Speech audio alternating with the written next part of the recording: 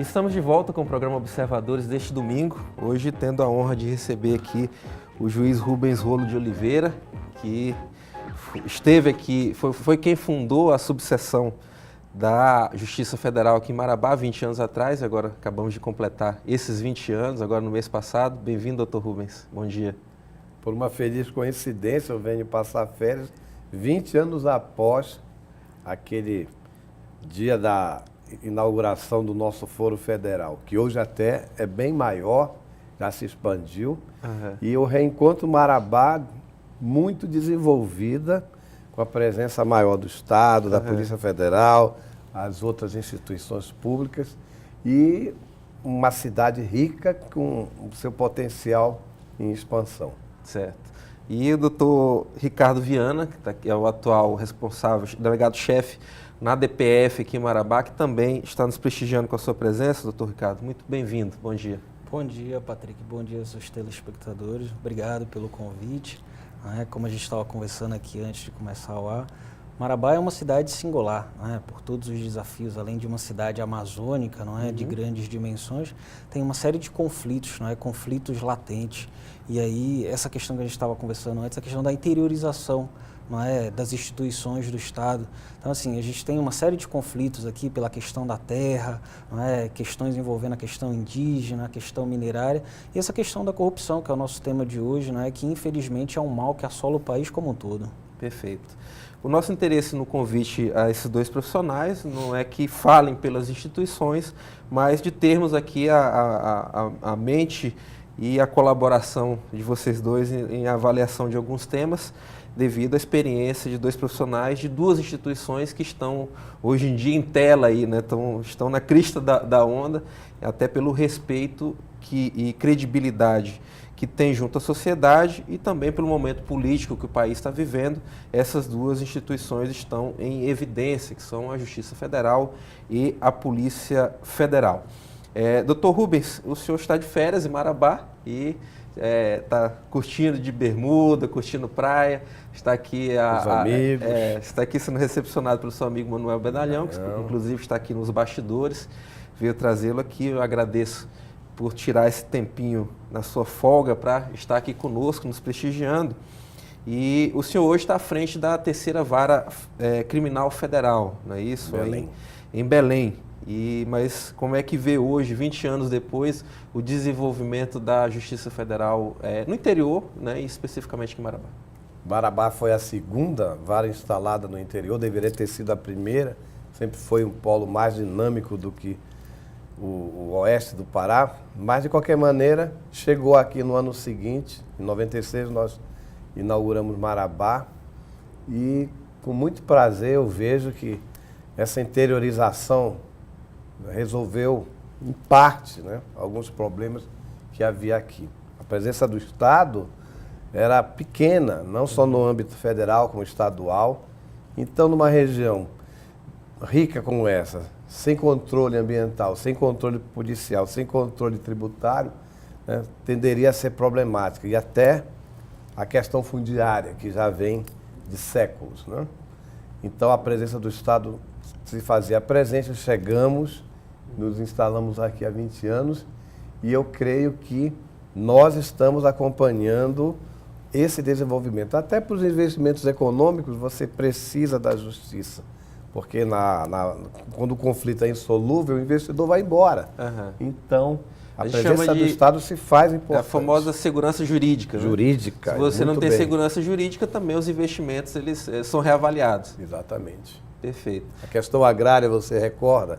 Nós chegamos aqui após o conflito de Carajás, então era o assunto do momento. Era a questão agrária aqui nessa região. Hoje, em todo no país, a questão, infelizmente, é a corrupção. Não muda muito. Daqui a pouco nós vamos tratar alguns temas aqui sobre decisões da Justiça Federal aqui na região que demonstram que realmente o panorama não mudou muito.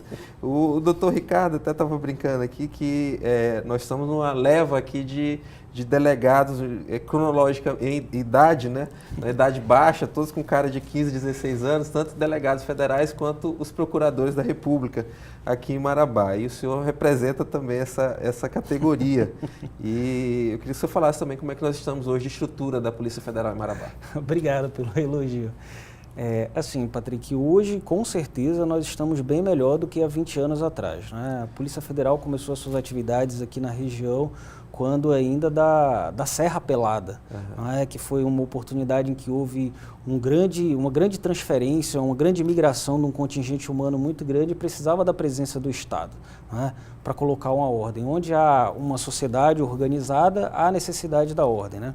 Que eu posso dizer assim, nossos desafios hoje não são os mesmos de antes, mas continuam tão grandes quanto, né? Pelo fato de ser uma região amazônica, a logística é muito complicada, né? São grandes distâncias a serem percorridas, muitas vezes em estradas sem muitas condições de trafegabilidade, mas um povo muito corajoso, né? Um povo pioneiro, né? Que muitos deixaram seus lares no sul, centro-oeste do país para vir aqui, né? Povoar, para dar a Marabá essa cara de cidade que tem hoje.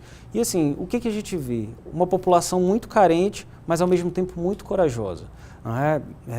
A gente, nesse combate, nesse enfrentamento à corrupção que a gente vem travando aqui ao longo dos anos, a gente tem contado bastante com o apoio da população. A gente vê que é uma população bem mais consciente do que no passado, em que as pessoas aceitavam tranquilamente as coisas. É assim porque é assim, e hoje não. As pessoas estão insatisfeitas e o resultado são essas operações que nós temos feito aqui, no qual nós fazemos tudo em parceria, né? Com a Justiça Federal, com o Ministério Público Federal, porque esse desafio de interiorizar do Estado, ele é como um todo. Então, assim, é necessário que todas as instituições estejam presentes e trabalhando afinado, como é o caso que acontece hoje aqui na cidade de Marabá. Marabá e região. Perfeito. Doutor Rubens, o senhor hoje, como titular da 3ª Vara Criminal Federal, recebe justamente casos que, em geral, dão entrada pela Polícia Federal. E eu tenho algumas manchetes aqui de jornais recentes, de decisões suas, como uma que, por exemplo, dupla presa no aeroporto de Belém, com 9 quilos de cocaína, condenada. Aqui é só um exemplo, né? Não vou discutir se é muito ou se é pouco, mas é apenas um exemplo. Nós temos aqui em Belém o maior aeroporto da região norte, que é o Aeroporto Internacional de Valdecães. Como é que o senhor vê hoje esse tipo de ocorrência? A Amazônia, ela por ser gigantesca, né, ela é de difícil controle em termos de segurança. E o nosso estado, ele é uma rota de passagem da droga produzida aí pelos Andes, e pela Colômbia, Peru. Agora, tem sido feito muita coisa, mas pelo consumo que você vê, que aumentou, infelizmente, em qualquer lugar do país hoje você vê a droga assumindo proporções gigantescas de consumo. Eu acredito que o que nós aprendamos seja pouco em relação ao que passa para a Europa e o que é distribuído aqui.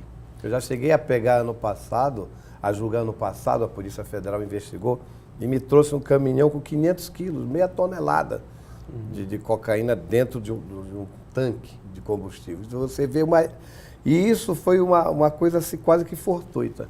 Então, eles hoje têm a favor deles a informática, aviões, né? Aí fica difícil a repressão, mas o trabalho da polícia é um trabalho bom, um trabalho de inteligência. Eu acho até Você acha que em termos de legislação, nós estamos com a legislação apropriada para a realidade Nós atual? temos lei para tudo. Nós temos lei para tudo. Nós temos lei... A lei antidrogas, ela prevê sequestro dos veículos transportadores, perda em prol da união do produto do crime. Até a lei do abate agora, né? Que você pode abater um veículo ou um avião. Equiparou o tráfico a crime hediondo. Então, nós temos lei para tudo. Nós temos que trabalhar apenas no aspecto do cumprimento da lei, entendeu? Infelizmente, esses movimentos garantistas do direito, que o senhor deve saber melhor do que eu, eles colocam o agente, o infrator, até como uma vítima. Aí a sociedade passa, a legislação passa a flexibilizar o tratamento e então colocam a culpa no judiciário, porque o sujeito é preso hoje, daqui a 2 anos ele evoluiu para um sistema de prisional semiaberto, mas isso tudo está na legislação. Eu penso que o caráter aflitivo da pena está sendo esquecido. A pena, ela não é... Até no Vaticano existe prisão. A pena não pode ser esquecida. O caráter aflitivo não pode ser esquecido. O caráter educativo, ela já possui, porque da feita que o cidadão recebe a reprimenda, ele se educa. Ele sabe que da segunda vez vai ser pior. Então, esse caráter educativo depende do próprio cidadão. O Estado investe também no agente infrator que não teve escola, não teve estudo, não teve família. O Estado investe nisso também. Mas nós temos que trabalhar numa terceira etapa da pena, que eu até escrevi um artigo sobre isso, que é o da reparação do dano. A reparação do dano. Para que o infrator não saia com lucro daquela infração. A gente tem visto cada vez mais essas operações de âmbito nacional, que a gente tem visto que até nem foram concluídas como a Lava Jato, mas a gente já tem visto repatriação de recursos, não é isso? Pequena parte. Eles são muito inteligentes, investem em formas de lavagem, colocam... O traficante, por exemplo, ele coloca quase o patrimônio dele todo em nome de laranjas, e depois fica difícil de encontrar. Nesse ponto eu queria, até a fala do Dr. Viana, nesse aspecto, o Dr. Rubens falou duas situações que são realmente muito relevantes. Uma, a questão de a gente conseguir ser efetivo na aplicação da lei, e a outra, a questão social. Né? Então, com certeza, muitas dessas pessoas, até nesse mesmo exemplo que eu dei aqui, são mulas, pessoas contratadas ou aliciadas para trabalhar para o tráfico. Né? As saídas que eles vão encontrando. Como é que a Polícia Federal lida com essa questão, que é uma questão social também? Como você mesmo colocou, Patrick, é um caso complexo. Né? Mas, ao mesmo tempo, a gente tem que ter em mente que nós somos livres na nossa vontade. A gente não pode acreditar que por uma necessidade, seja ela qual for, que delinquir seja a primeira escolha. Então, e a Justiça bem considera isso nas suas decisões. Foi um ato voluntário e consciente? Se sim, eu acho que cada um tem que estar de acordo com a ação que resolveu praticar para daí responder pelo seu crime. Essa questão especial do tráfico de drogas e também da questão da corrupção, e é uma tônica hoje dentro da Polícia Federal, é a questão do patrimônio. Só hoje o cerceamento da liberdade, e isso a gente vê, por si só, ele não é reprimenda suficiente. Por conta desse aspecto garantístico que o Dr. Rubens bem colocou, a pessoa cumpre ali sua pena durante um determinado tempo e ela sai. E quando ela sai, aquele patrimônio está ali todo disponível para que ela faça uso, e muitas vezes ela volta a praticar o mesmo tipo de infração ou outra diferente. Né? Então, assim, hoje, dentro da nossa tônica de investigação, a nossa linha de investigação é seguir o caminho do dinheiro, é seguir o patrimônio, para que este mesmo patrimônio que foi auferido com práticas delituosas, ele possa ser revertido em favor, por exemplo, de reeducação de pessoas dependentes químicas, de aparelhamentos de escolas públicas. Perfeito. Então, assim, esse trabalho que tanto a polícia faz, como a justiça faz, é nesse sentido, é de recuperar esse patrimônio e dar um destino decente, não é um patrimônio auferido de forma ilícita. Mas, assim, não é fácil, mas é aquele negócio, também não é porque é difícil que a gente vai se acovardar diante do desafio e fraquejar. Pelo contrário, cada dia que passa, nós, enquanto Polícia Federal, estamos nos aperfeiçoando, né, nesses mecanismos de descoberta de patrimônio, a fim de evitar que práticas como essa aconteçam, de a pessoa sair da cadeia e estar lá com o patrimônio disponível e muitas vezes para voltar a delinquir novamente. Certo. O Viana e Dr. Rubens, a gente tem ouvido falar cada vez mais no artifício da delação premiada. Né? Isso é uma coisa que agora está no imaginário popular. E a gente percebe que desde o mensalão para cá, somente na relação com a política, as pessoas têm mudado um pouco a sua forma de relacionamento quando são presas ou são alvos desse tipo de operação. O que mudou de lá para cá? Por que a gente tem ouvido tanto falar em delação premiada? Existe uma alteração legislativa que valoriza essa delação premiada, né? Embora ela nem tenha sido prevista no Código de Processo Penal como uma categoria de prova, mas ela existe, a figura da delação existe. Dá-se valor à palavra do agente no grupo criminoso que resolve delatar os demais e se beneficiar ao mesmo tempo com uma redução de pena, mas desde que aquela informação que ele deu venha realmente a ser comprovada e que leve ao esclarecimento da verdade. Isso já existe em outros países. Nós, como é uma coisa nova, nós não estamos experimentando para ver se dá certo, né? Agora, até que ponto a palavra de um infrator é verdadeira, até que ponto ele pode ajudar a investigação, isso vai depender do processo. Porque as pessoas atingidas falam muito. O cara Fala vai falar o que ele até quiser, não pra sabe, ele se para livrar, se ele vai falar o que... beneficiar, né? Mas isso tudo vai ser avaliado no processo.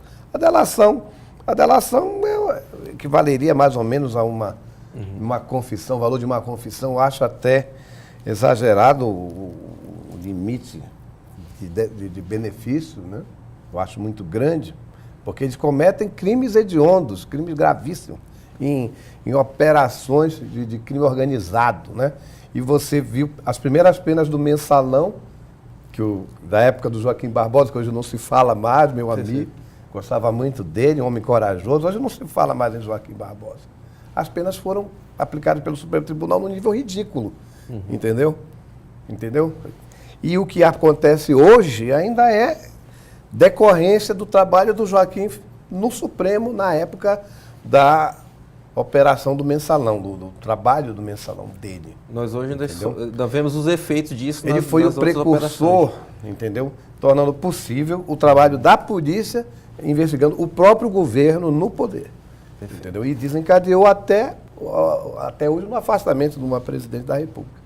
Então você vê, nós vivemos uma crise moral muito grande, que é fruto de uma questão estrutural que não cabe aqui a gente discutir.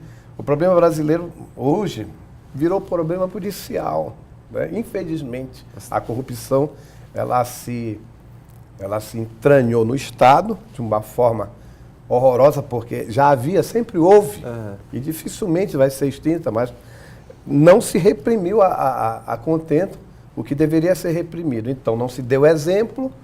Eu lembro quando eu cheguei em Brasília, eu cheguei na época ainda do extinto Tribunal Federal de Recursos, havia pareceres no Ministério Público Federal há 10 anos, só para o parecer do Ministério Público, para depois o processo ser levado para julgamento. Quanto o contexto social mudou em 10 anos, até essa sentença sair, né? A impunidade gerou isso, tudo que nós vemos hoje. Nós não temos vaga em presídio, não temos prisão domiciliar, porque o Estado não investe, falo em aquele aparelho, a tornozeleira eletrônica. Imagine um cidadão que vive do crime lá em casa com uma tornozeleira. Isso não resolve nada. Quando ele é apanhado uma vez, ele já cometeu 1000 crimes. E como ele é tecnicamente primário, considerado primário, ele fica em casa. Doutor, vou interrompê-lo um pouquinho, que a gente já matou esse primeiro bloco e após o intervalo a gente retoma essa parte da nossa conversa. O programa Observadores volta daqui a pouquinho.